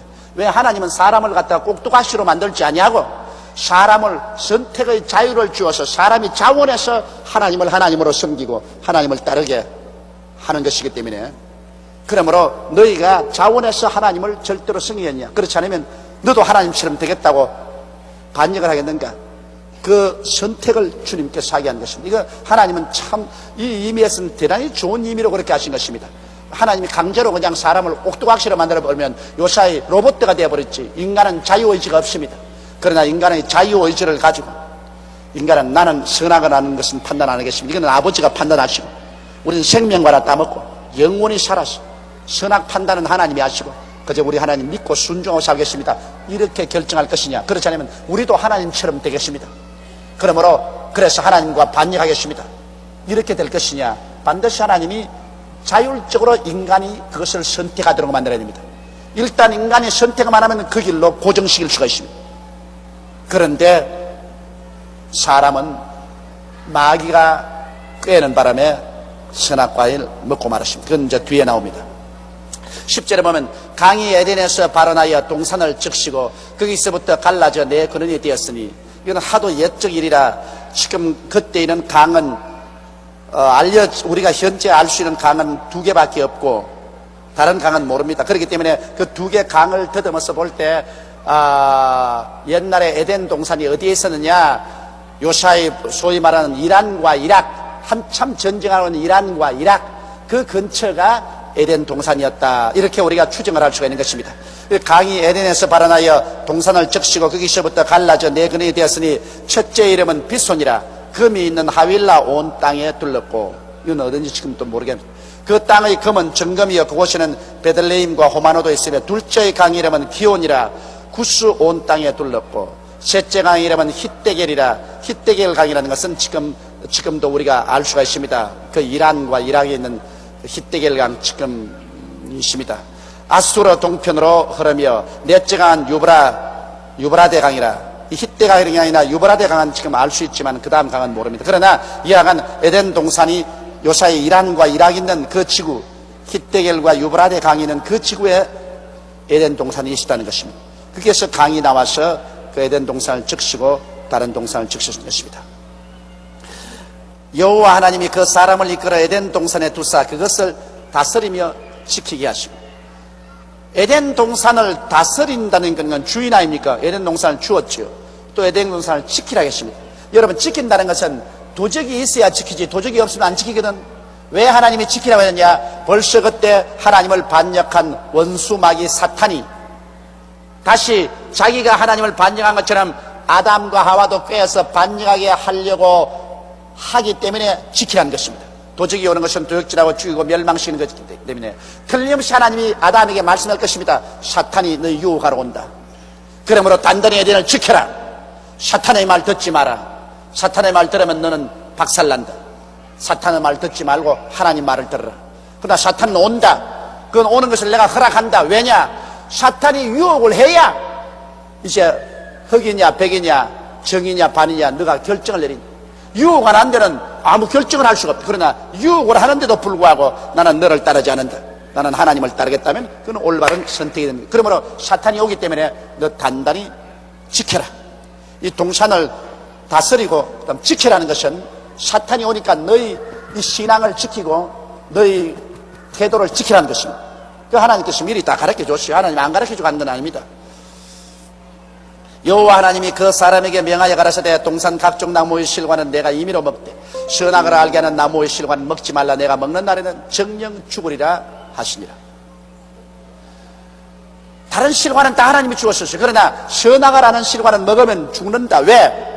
선악을 아는 실과를 먹으면 이제는 하나님과 대결되기 때문에 하나님과 대결되기 때문에 죽는다는 것은 없어진다는 말이 아닙니다. 여러분, 죽는다는 것은 분리된다 그 말인 것입니다. 따라 말씀해요. 죽는다는 것은 분리된다는 뜻이다. 네가 선악과를 먹는 날에는 나하고 분리된다 그 말인 것입니다. 나하고 분리된다. 여러분, 여기에 샘물 근원이 있는데 샘물이 콸콸콸 흘러서 쑥 물이 흐르면 그건 산물이 아닙니까? 그런데 그 샘물을 길을 이렇게 돌려버리고 여기 옹당으로 떼놓으면 거기는 물은 어떤 물입니까? 산물입니까? 죽은 물입니까? 죽은 물입니다. 그러므로 죽은 물이니까는 그게 그냥 더러운 벌레들이 생겨나고 그 다음에는 모기들이 유충을 해가지고서 모기벌레가 가득하고 완전히 썩은 물이 됩니다. 물은 물인데 썩어버려요. 그와 같이 우리가 하나님께 연결되어 있으면 모든 하나님의 선하신 생명이 넘치는데 그만 선악을 하는 실과를 먹고 우리도 하나님 앞에서 선악을 알게 됩니다. 그럼 하나님이 좋다, 그럼 우리 사람은 안 좋다, 그럼 하나님하고 우리하고 성장하게 됐어요. 말이 어떻게 하나님과 우리하고 서로 대면을 해서 좋다 하지 않다고 성장을 하게 됐어요. 그걸 할 수 없이 하나님께 쫓겨납니다. 이건 죽는다 말이 그 말입니다. 하나님의 생명에서 끊겨나니까. 끊겨지니까 그 다음부터 그 영 속에서는 온갖 더럽고 부패한 것이 가득 차게 되는 것입니다. 오늘날 인류 세계에서 이렇게 죄악에 관여하고 더러운 것은 하나님의 생명 근원에서 끊어졌기 때문인 것입니다. 선악을 아는 나무를 먹음으로 그렇게 된 것입니다. 그러므로 오늘날에도 여러분, 우리가 자꾸 깨어지면 어떤 일이 생기느냐? 선악을 판단하지 않게 됩니다. 좋다 하지 않다는 선악을 판단하지 않고 무조건 하고 아버지 뜻대로 하시옵소서. 아버지 믿습니다. 사람 보기에는 좋지 않은 것 같은데 하나님 보시기에는 성경에 좋다면 아버지 뜻대로 따라합니다. 그럼 신앙이 깊어지면 깊어질수록 선악을 구별하지 않게 됩니다. 그저 믿고 순종해 나갑니다. 그러나 신앙이 약하면 약할수록 왜 이래요? 왜 이래요? 왜 저래요? 왜 저래요? 자꾸 인내 걸고 달라듭니다. 이거는 신앙이 약해서 그래요. 신앙이 깊어지면 그런 것 없어요. 좋든 하지 않든 손해가 나든 이익이 되든 하나님 말씀이면 따라갑니다. 무조건 하고. 그러면 다른 사람은 미쳤다, 미쳤어, 저거 보통 미쳤잖아, 계산을 해봐라, 네게 얼마나 손해가 있는지. 그래도 선악 판단 안 합니다. 예수를 진실로 믿는 사람은 하나님 말씀 그대로 따라가지 그 위에 선악을 판단하지 않습니다. 그러나 하나님을 믿지 않은 사람일수록 예리하게 선악을 판단합니다. 선악을 판단하니까 늘 싸우지. 그 예수 믿고 난 다음에 화목된다는 이유가 예수 믿으면 선악 판단보다도 사랑이 앞서는 것입니다. 사랑으로 허다한 허물을 덮고 좋다 하지 않다 선악 따지지 말고 사랑으로 합쳐서 하나님 따라가지. 그러니까 화합이 될 수 있는데 끝까지 자기 기준에서 선악을 따지면 절대로 화합되지 않습니다. 자, 18절에 여호와 하나님이 가라사대 사람의 독취하는 것이 좋지 못하니 내가 그를 위하여 돕는 배필을 지으리라 하시더라. 여기에서 하나님께서는 독신주의자를 별로 좋아 안 하신 것 같아. 하나님이 가라사대 사람이 독취하는 것이 좋지 못하니, 혼자 있는 게 좋지 못하다. 그 혼자 있는 것이 왜 좋지 못하냐? 혼자 있으면 외로워지고, 외로워지면 그 다음에는 고집이 세어지고, 고집이 세어지면 다른 사람들하고 타협을 해서 잘 살아갈 수가 없어. 둘이가 있으면 서로 고집이 부딪혀서 깨어지는데 혼자 있으면 고집이 세어져요. 여호와 하나님이 가라사대 사람의 독취하는 것이 좋지 못하니 내가 그를 위하여 돕는 배필을 지으리라. 여기 사람이라는 것은 남자를 말합니다. 돕는 배필은 바로 여자를 말합니다. 그래서 남자가 여자보다 먼저 지음을 받은 것입니다. 여호와 하나님이 흙으로 각종 들짐승과 공중의 각종 새를 지으시고 아담이 어떻게 이름을 짓나 보시려고 그것들을 그에게로 이끌어 이르시니 아담이 각 생물을 일컫는 바가 곧 그 이름이라. 여기에 동물들은 여러분 하나님께서 그냥 손으로 지었지 생기를 안 불어넣습니다. 그렇기 때문에 동물은 영혼이 없습니다. 동물은 육혼이 있습니다. 육혼. 그 육의 본능대로 살아가는 육혼은 있지만은 영혼은 없습니다. 네, 육혼은 그저 육이 죽으면 사라져버려요. 그렇기 때문에 하나님께서 동물은 우리 양식으로 준 이유가 거기입니다. 영혼이 없기 때문에 그 육체가 그저 죽으면 없어져 버리기 때문에, 그러므로 동물은 하나님께서 양식으로 우리에게 주어서 이런 채소처럼 먹게 한 이유가 거기에 있는 것입니다. 사람은 죽이면 벌을 받는 것은 사람은 죽어도 그 영혼이 살기 때문에 이것은 하나님 앞에 심판을 받는 것입니다. 그래서 하나님께서 각종 짐승과 각종 새를 지어서 아담에게 그랬더니 아담 이름을 착착착. 타락하기 전에 여러분 인간의 지성이란 거의 하나님의 지성에 갇혀봤습니다. 요사이 컴퓨터도 감당하지 못할 만한 머리를 가지고 있어요. 짐승들 그 많은 짐승을 쫙 뜨는데 그건 말이지 수첩에 적지도 않고 너는 여우다, 너는 토끼다, 너는 개다, 너는 새다, 너는 독수리다, 너는 병아리다, 막 이름을 그대로 착착착 적더니 아담이 이름을 주니까 그 이름대로 모든 짐승이 되었습니다. 그러므로 여기에 보면 우리가 타락하기 전에 아담과 하와의 그 지성이라는 것은 이루 형언할 수 없는 지성이었다. 오늘 타락한 인간의 지성도 놀랄만한데 타락하기 전에 인간의 지성이란 이루 형언할 수 없습니다. 그렇기 때문에 우리가 회개하고 예수를 믿고 나오면 그 다음 그 타락한 그 저주가 떠나가면 머리가 맑아집니다. 머리가 맑아집니다. 그래서 성경에 말하기를 나를 믿는 백성은 머리가 되고 꼬리가 되지 않고 위에 있고 아래 내려가지 않고 남에게 구워줄 줄을 꾸지 않는 것은 예수를 믿으면 여러분 그 지성이 저주받은 지성이 다시 회복이 되기 시작하기 때문에 탁월하게 개발됩니다. 결국 오늘 역사를 볼 때 예수를 먼저 믿은 나라가 다 선진국이 되고 문명국이 됐습니다. 이래서 우리 한국도 오늘날 1천만의 사람들이 예수를 믿고 그 하나님의 은혜로 저주에서 해방을 얻고 옛 그 새로운 피조물이 되므로 우리 한국도 앞으로 얼마 있지 않아야 굉장한 기술 문명, 과학 문명, 첨단 문명이 한국에서 꼽히게 될 줄 확신합니다. 이것은 머리가 맑아집니다. 머리가 맑아집니다. 그건 다른 사람보다 앞설 수 있는 것입니다. 그리고 또 여기 놀라운 것은 아담이 이름을 주므로 그 동물의 성격을 형성했습니다. 아담이 너는 호랑이다. 그는 호랑이 성격이 주어졌어요. 너는 사자다. 사자의 성격이 주어졌어요. 너는 토끼다. 토끼의 성격. 너는 노루다. 노루의 성격이 주어졌습니다. 이름이 그 존재의 성격을 형성한다는 것 대단히 중요한 일입니다. 이름으로 사람이 여러분 그 운명이 달라질 때 하나님께서 이름을 바꾸었습니다. 아브라함을 아브라함으로, 세라를 사라로, 야곱을 이스라엘로, 그리고 그건 누구냐? 베드로 옛 이름이 뭡니까? 시몬을 베드로로, 사울을 바울로. 운명이 달라질 때 그 이름도 바꾸었습니다. 이러므로 이름이라는 것은 그 사람의 성격 규정에 굉장히 중요하다는 것을 알아야 됩니다. 성명 철학이라는 것이 있지만 그 정확하게 그대로 되는 건 아니겠지만은, 그러나 이름이라는 것은 왜냐하면 밤낮으로 내가 그걸 적고 그걸 밤낮으로 내가 듣고 내가 내 이름을 입으로 늘 시인하기 때문에 사람이 듣고 쓰고 입으로 시인하는 것이 자기 생활에 굉장한 성격 형성에 영향력을 미치는 것입니다. 여러분 그 이름 아주 더러운 이름이 있거든요.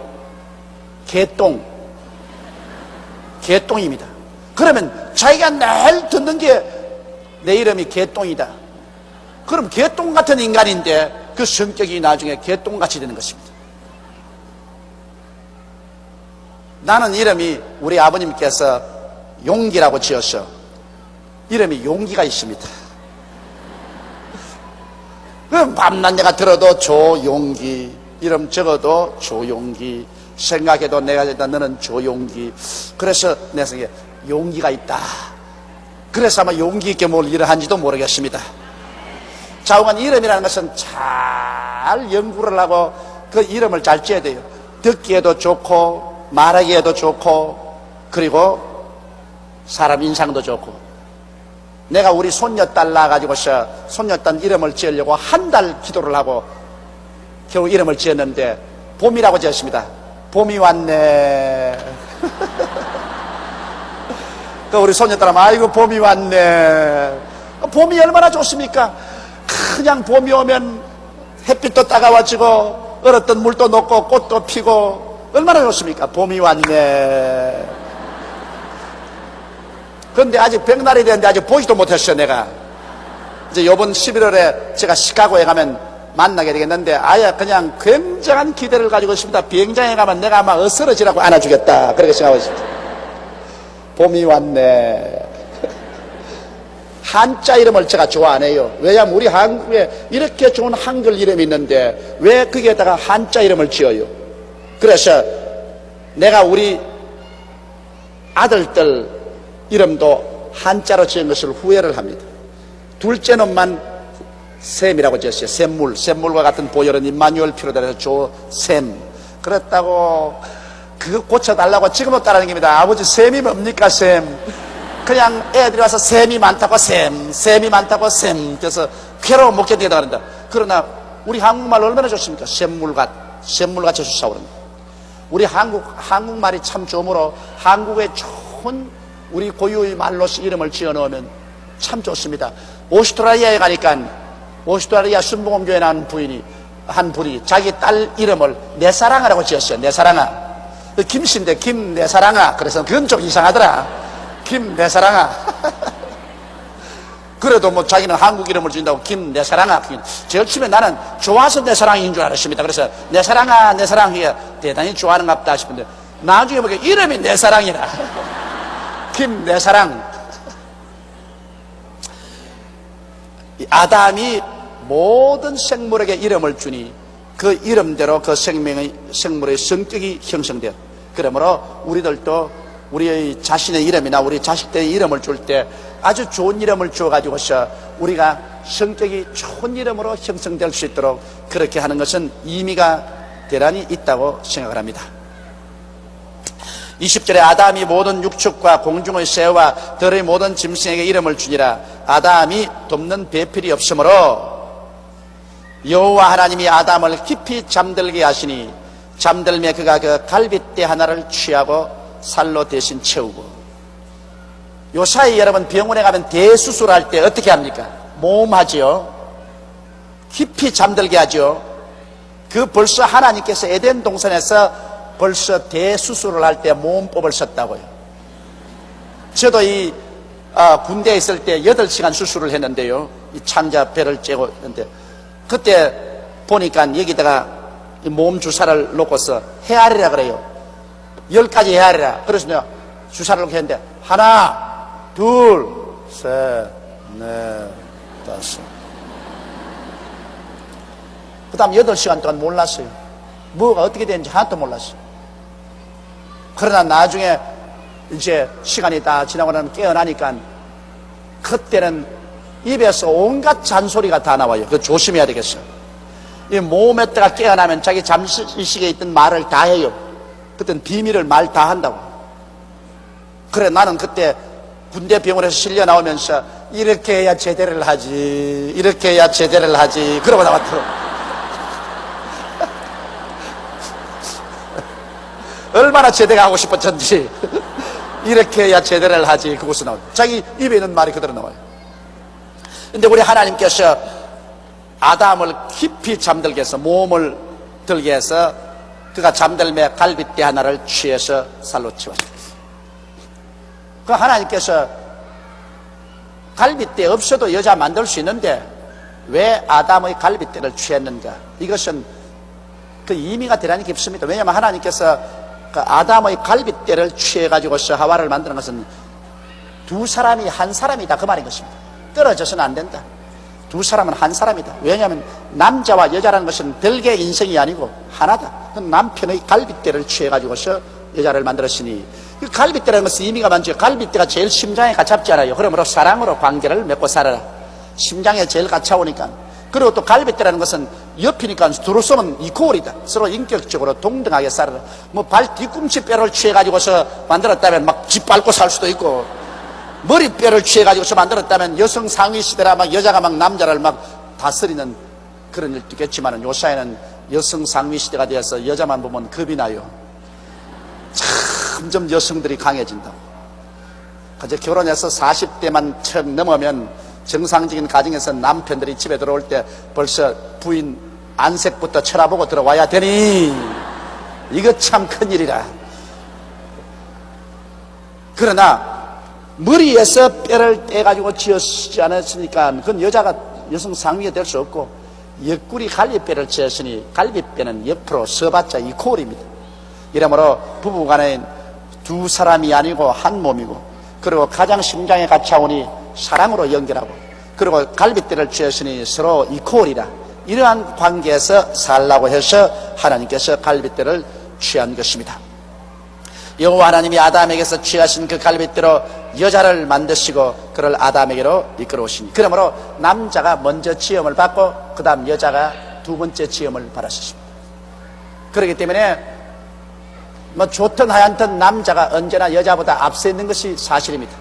먼저 태어났으니 앞서 있고 또 하나님께서 아담의 것을 취해서 하와를 만들었으니 또 하와는 아담에게 속하고 또 아담을 위해서 돕는 배필로 만들었었으니 여자는 언제나 남편과 함께 있어 남편을 도와주는 것이 여자에게 한 의무인 것입니다.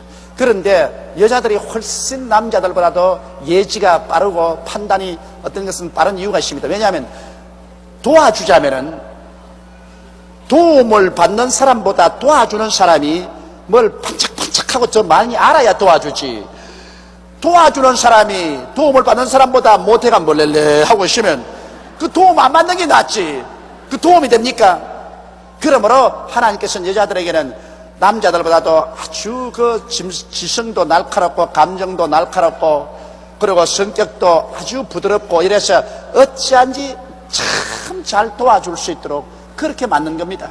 이러므로 대개 남편들이 부인의 말을 안 듣는 사람이 많은데 부인 말을 충분히 참작하는 것이 굉장히 좋습니다. 그건 왜냐? 하나님이 월급 안 주고 돕는 배필 주었는데 얼마나 좋아요. 아예 그런 아주 좋은 어드바이스 구하려면 상당한 월급을 줘야 되는데 월급도 안 주고 일심동체로 같이 사는데 그 무슨 일 있으면 같이 의논을 해야 돼요. 뭐 나는 바깥에 일어난 일 집안에 와서 일 이야기 안 한다고 입 딱 다물고 있는데 그러면 그만 좀 손해납니다. 여러 가지 경험한 것을 부인에게 이야기를 해주는 거예요. 그럼 또 부인이 그거 듣고 난 다음 또 부인이 느끼는 점을 또 말해줘요. 그러면 제일 처음에는 똑 바보 같은 소리 하는 것 같아요. 그래도 그걸 자세히 듣고 난 다음에 나중에 일을 처리할 때 가만히 생각해 보면 그 말이 맞을 때가 굉장히 있습니다. 그건 나의 경험에 입각해서 그렇습니다. 저도 우리 집사람 말만 들었더라면 내가 저 초원 아파트를 안 지었을 것이요. 저 초원 아파트 짓고 난 다음 저기서 내 묘지가 되었어. 얼마나 처절하게 고생을 했던지. 그때 오일 쇼크 생기고 있어요. 그때 내가 저 아파트 지어가지고 장사해가지고서 돈 벌어서 이 교회 지으려고 그랬거든. 그때는 하도 우리 교인들이 가난했기 때문에 저 아파트 지어서 돈 벌어가지고서 교회 짓겠다. 그렇게 계획을 세우고 난 다음에 아파트를 짓겠다고 해서 우리 집 사람이 이야기했더니 한사결단으로 말립니다. 당신이 세상 사업하는 것이 아닌데 성경 말씀에 그 나라와 그 일을 먼저 구하라고 했는데 단돈 한 푼이라도 교회부터 먼저 지어야지 아파트를 먼저 짓다니 그건 안 됩니다. 교회를 짓고 난 다음에 그 빚이 너무 많거들랑 그 다음 아파트를 지었어요. 순서를 그렇게 해야지. 교회 질 땅에다가 아파트 먼저 짓고 그 다음 그 돈 가지고 교회 짓는다. 그건 순서가 들렸습니다. 근데 어찌 밉든지 그 소리 하기에 내가 암탉이 집에서 소리를 크게 하면 집안이 망한다 그러더라. 모르고는 가만히 있어. 내가 나이를 먹어도 당신보다 7년이나 밥을 먼저 먹었다. 그러므로 잠잠해. 그랬습니다. 그러고 난 다음에 내가 아파트부터 먼저 짓고 가히 죽다가 살았습니다. 그 정신적인 고통과 생활의 어려움과 그 10년은 말로 다 할 수 없어요. 그래서 그때 이후로부터 시작해서는 마누라 말 듣는 게 좋겠구나. 그런 시련을 겪고 난 다음에 내가 말을 상당히 들어요. 이제는 무슨 일이 있어도 같이 의논해보고 내가 같이 들어보고 그러고 난 다음에 그 말을 심중히 생각해보고 그 말이 하나님 말씀과 맞느냐 안 맞느냐 생각해보고 그러고 난 다음에 일을 하는데 가만히 들어보니까 이익이 보통 많지 않아요. 내가 그 말 듣고 난 다음 그 다음부터 이익을 얻은 것이 굉장히 많다고. 그래서 요사이는 너무 듣는 것 같아. 이제 나이를 많이 먹으니까 내가 깊이 생각하기가 싫고 귀찮으니까 대략 물어보고 그냥 이렇게 저렇게 하라 하면 그대로 따라서 해버리기 때문에 좀 너무 듣는 것이 아닌가 싶은 생각이 날 정도인데 그래도 듣는 것이 이익이 많더라고요. 그러므로 여기 계신 우리 남자 동지 여러분, 나와 함께 부인의 말을 좀 들으십시다. 그러면 많은 경우에서 실패를 하지 않게 된다.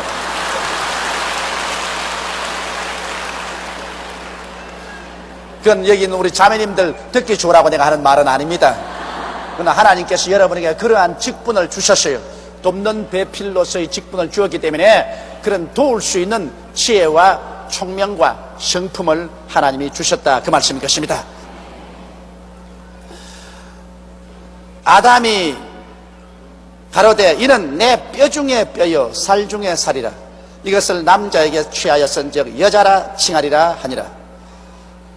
그 아담이 보니까 자기 뼈를 취해가지고서 여자를 만들어 오니까 그러면 말할 필요 없지. 그건 뭐 물건도 아니고 정말 내 뼈 중에 뼈요 내 살 중에 살이라. 이건 남자에게 취했으니까 여자라 하리라. 그래서 아담이 자기의 아내로서 받아들여. 그러므로 남자와 여자는 영혼은 일체가 아닙니다. 육체는 일체입니다. 그걸 알아야 돼요. 남자와 여자라고 해서 여자는 영혼이 없는 것 아닙니다. 어떤 사람들은 몰몬교에서는 여자는 영혼이 없다 그래요. 여자는 남자에게 붙어있기 때문에 영혼이 남자에게만 있고, 여자는 영혼이 없어서 여자는 언제나 남자에게 붙어 있어야 나중에 부활의 날에도 부활한다 그래서 시집 안 간 사람은 부활 못한다 그랬어. 그런 거짓말이 없습니다. 오직 하와가 얻은 것은 아담으로부터 뼈와 살을 얻었지, 하와도 남자와 똑같은 동등한 영혼은 하나님이 생기를 불어넣어준 것입니다. 하나님이 아담의 뼈 하나만 취했지, 그걸 가지고서 흙으로서 만들어서 생기를 불어넣어서 하와를 만들었습니다. 그러므로 영혼은 별개입니다. 그렇기 때문에 남편의 의지가 있으면, 인격이 있으면 부인의 인격도 당연히 있습니다. 육체는 하나가 되지만은 인격은 다 따로따로 있습니다.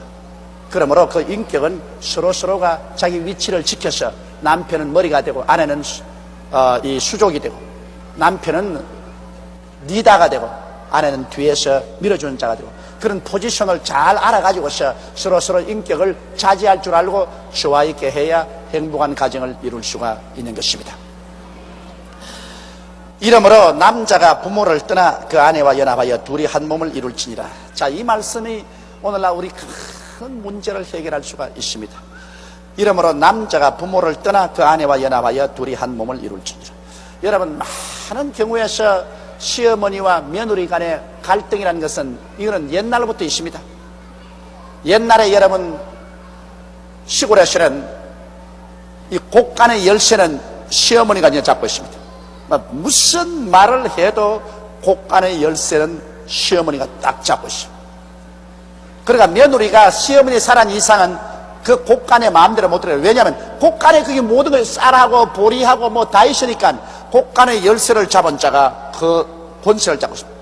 그러므로 며느리가 와서 꼼짝 못하죠. 그러나 시어머니가 죽을 때 며느리에게 뭘 넘겨주느냐? 곳간 열쇠를 넘겨줍니다. 근데 요 사이는 곳간이 없기 때문에 한 집에 있으면 이제는 시어머니와 며느리와 권력 다툼을 하는 것입니다. 권력 다툼을. 그 권력 다툼은 무섭습니다. 어제 내가 우리 성도들 몇 분하고 식사를 같이 했는데, 그 중에 자매님 한 분이 날고 가는 말이, 목사님 며느리를 얻으니까 참 이쁘지요. 아, 이뻐요. 그러니까 그 옆에 있던 그 남편이 한 말이, 아유, 나는 며느리 얻으면 얼마나 귀하기라, 내가 품어주고 얼굴에 뽀뽀도 해주고 그리고 내가 손잡고 댕기고 그러겠다 그랬어요. 내가 웃기는 소리 하지 마시오. 왜요? 그것도 나머지 집에 데려와도 내 딸인데. 나도요, 며느리 보기 전에 우리 집 사람 앞에서 내가 딸이었기 때문에 며느리 보면 내가 안아주고 뽀뽀해주고 내가 손잡고 댕기겠다고 그렇게 말할 때 우리 집 사람이 그러라고 그러더니만, 며느리 보고 난 다음에 한번 친절하게 시어머니 앞에서 했다가 내가 벼락이 났어. 세상에 행실 없이 그렇게 한다고. 어린 사람을 행실을 그렇게 가르친다고. 그 절대로 며느리 보면 그렇지 않습니다. 그래서 그 다음부터 내가 하도 겁이 나가지고서 내가 선물을 사와가지고 다 이따가 우리 마누라 안 볼 때 가서 싹 주고 그랬다고. 들키면 벼락 난다고. 벼락 나. 그럼 당연히 왜 선물을 주면 당신이 나에게 줘가지고서 내 손으로 주게 하지, 당신이 왜 주는 당당 그 소리 나올 테니까. 그러나 마누라 손에 들려서 줄 바에 안 주고 말지 뭐까지 건 뭐.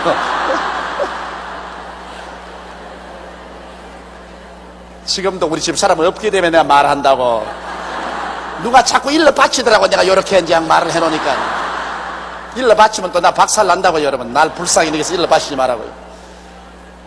이제는 떨어져서 하니까 이제는 괜찮은데, 같이 있을 때는 참 이 시아버니에게는 며느리가 굉장히 귀해요. 그리고 난 또 딸이 없으니까 굉장히 귀한데, 그 다음 내가 딱 며느리가 와서 집에 같이 사니까 우리 집사람 눈치를 딱 보니까 달라져요. 굉장히 엄해지고 무서워지는 게요. 그 다음에는 막 며느리인데 겁이 나서 가지도 못해요. 내가 우리 마누라 눈치 본다고. 그러니까 별 도리 없이 한 가정에 두 여인이 들어오면 가정에 권력 다툼이 생기는 것입니다.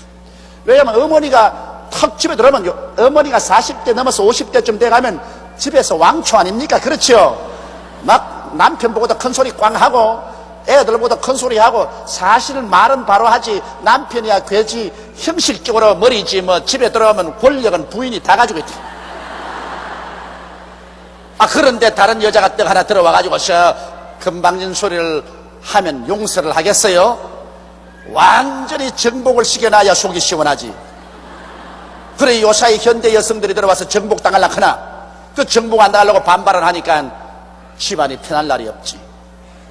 그래서 하나님께서 여기 한 말은 뭐냐, 하나님이 미리 아시고 남자가 그 부모를 떠나라 그렇게 말했습니다. 남자가 그 부모를 떠나 여자와 연합하여 한 몸을 이룰지니라. 그러니까 결혼하면 떠나라. 결혼하면 떠나라. 부모 모시고 같이 살란 말을 안 했었습니다. 떠나라. 그러면 이제 요사이 경제적으로 그렇게 떠날 수 있는 형편이 못 되면 어떻게 되냐, 이제는 부모님이 들어오면 죽어서 들어와야 돼요. 밥 주면 밥 먹고, 옷 주면 옷 입고, 말했다가는 쫓겨나가.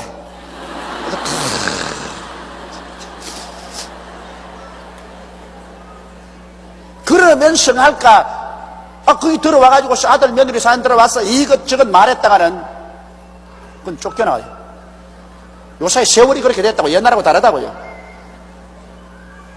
이러니 이제 제가 늘 결혼식 할 때 강조하는 것은, 자녀들아 주 안에서 내 부모를 공경하라 공경하라 공경하는 것은, 그런 사람들에게 너희들이 부모를 공경하면 너희들도 세상에 잘 되고 장수하니까, 세월이 이렇게 됐으니 이제 힘이 없는 부모가 와서 경제적으로 힘도 없고 해서 이지하거든, 그 부모를 보물단지처럼 생각하고 공경을 하면 그 덕분에 하나님께 복을 받아서 너희도 잘 되고 장수한다고 자꾸 그렇게 하지만은 내 말 믿어줘야 말을 하지. 그러나 실제로 그렇습니다. 실제로 하나님께서는 부모들이 힘이 없는 것을 알기 때문에 부모에 대해서는 축복을 딱 연결했습니다. 하나님의 십계명 가운데 축복의 언약을 맺어놓은 것은 내 부모를 공경하라, 그래야만 내가 세상에서 잘 되고 장수한다는, 여기에만 약속을 붙여놨지 다른 건 약속 없어요. 그만큼 부모들이 나중에 나이가 많아지면 경제력도 없어지고 체력도 약해지기 때문에 자녀들에게 의지하게 되는데, 그럼 의지하게 될 때 자녀들이 부모를 학대할까 싶어서 하나님이 그런 딱 단서를 붙여놓은 것입니다. 그래서 부모에게 효도하면 너희들이 잘 되고 장수한다. 또 부모에게 불효하면 너희들이 잘못되고 너희들 생명이 단축된다. 이렇게 하나님이 못을 박아놓은 것입니다. 이러므로 오늘날에 와서 여러분 현실적인 우리 신앙생활에, 또 신앙 안 한 사람이라도 부모는 여러분께서 잘 되느냐 못 되느냐의 하나의 관건이 되는 것입니다. 부모에게 효도하면 여러분이 잘 되고 부모에게 불효하면 여러분이 못 됩니다. 그 하나님이 그렇게 정해놨어요. 그러니까 부모가 우리가 잘 되고 못 되는 데 대해서 하나의 딱 시금쓰게 되는 것입니다. 기왕 이 세상에 살 바에야 잘 되고 장수하고 좋지 않아요? 그러려거든 다른 것 자꾸 애쓰지 말고 가장 가까운 부모부터 잘 섬기십시오. 그러면 잘 되고 장수한다고. 부모 거역하면 못 되고 단명한다고. 일 안 되고 무서운 병 들어서 죽을 때 그때 후회한들 무슨 소용이 있겠습니까? 그러나 이 원칙적으로는 대가족 제도를 해서 뭐 맏아들도 집에 데리고 살고 둘째 아들도 집에 살고, 그거 다 욕심입니다. 아들이야 있기를 좋아하지 어디 며느리가 나머지 와서 좋아합니까? 그러므로 할 수만 있으면 뭐 경제적인 환경이 안 되면 몰라도 할 수만 있으면 하루 3끼 먹지 말고 한 끼만 먹고 나도 분가할 수 있으면 남자가 그 부모를 떠나 여자와 연합하여 한 몸을 이루고 나가도록 해줘야 되는 것입니다. 그래서 서로 왔다 갔다 보면 서로 인정도 있고 서로 좋지, 한 집에 있으면 결과적으로 싸움 나고 마는 것입니다. 나중에 남는 것은 원한밖에 남지 않습니다. 이것은 하나님이 그렇게 만들어 놓았기 때문에 여러분 섭섭하게 생각하지 마십시오. 꼭 며느리 집에 데리고 있으면 대개 안 그런 분도 있지만 대개 결국에는 마음속에 시부모하고 원한에 사무치게 됩니다. 시어머니하고 원한에 사무치게 돼요. 이러므로 남자가 부모를 떠나 그 아내와 연합하여 둘이 한 몸을 이룰지라 해서 하나님께서 벌써 핵가족 제도로 들어가라고 명령을 해놓았습니다. 그 핵가족 제도로 나가 있음에도 여러분께서 경제적인 역량이 있는 한도 내에서는 최선을 다해서 부모를 공경하고 잘 돌봐드리는 것이 자식의 마땅한義務고 또 그렇게 함으로 하나님이 축복을 해주시는 것입니다. 아담과 그 아내 두 사람이 벌거벗었으나 부끄러워 아니하더라. 그럼 왜냐? 둘이가 벌거벗어도 아직 선악과를 따먹지 않았기 때문에 좋다 나쁘다 판단을 안 합니다. 여러분, 선악을 분별하지 아니하면 부끄러움이 없어요. 왜냐하면 선악을 분별하는 사람은 내가 악하고 잘못됐다면 부끄럽거든. 그러나 아담과 하와는 아직까지 선악과를 안 따먹었기 때문에 서로 너가 좋다 너가 나쁘다 그거 없습니다. 하나님이 시킨 대로 따라간, 또 하나님이 둘이가 벌거벗게 만들어 놓았으니까 하나님 만들어 놓은 그대로 믿고 순종에 따라가는 거로 그게 좋은지 나쁜지 몰라요. 그저 하나님 믿고 따라가는 거지. 그건 부끄러운 거 없죠. 나쁜 것이 아니니까 부끄러운 것이 없죠. 나중에 선악과를 따먹고 선악을 판단하게 되니까 서로 벌거벗은 것이 좋지 않다고 생각하니 부끄럽게 생각해서 나무 잎으로 앞치마를 해입기 시작하는 것입니다. 뭐 요사이는 이제 우리 한국 같은 추우니까 옷도 해입지만은, 그러나 원래는 여기에 아담과 하와 두 사람이 시험을 받았을 때는 옷 같은 거 해입지 아니하고 그 훗날은 하나님이 틀림없이 옷 해입으라고 그랬겠죠. 그러나 처음에는 둘이가 옷을 벗고 있었으나 부끄러운 것을 몰랐던 선악을 아직 분별하지 못하기 때문인 것입니다.